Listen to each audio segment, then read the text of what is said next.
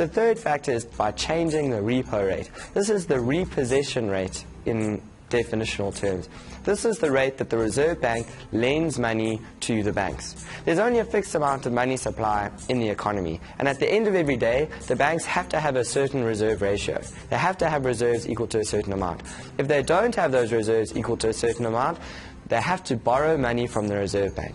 The rate that they borrow money from the Reserve Bank is this repo rate.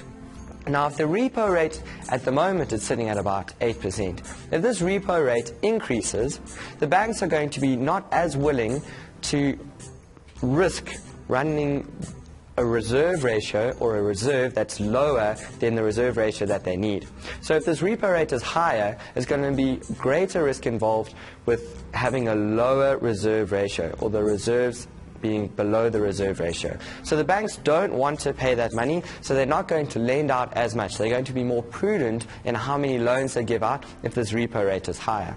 Now, this repo rate also has a direct impact on what rates the banks give to the economy, and banks give out as loans and banks give out as savings. So if the repo rate increases, prime is usually about 3.5% above repo rate, so prime would be at about 11.5%.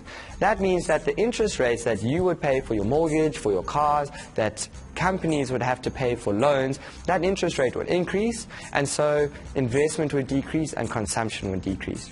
So if you increase the repo rate, there's not going to be as many loans out there because the banks are going to be scared that they'll go below that required amount of reserves that they need.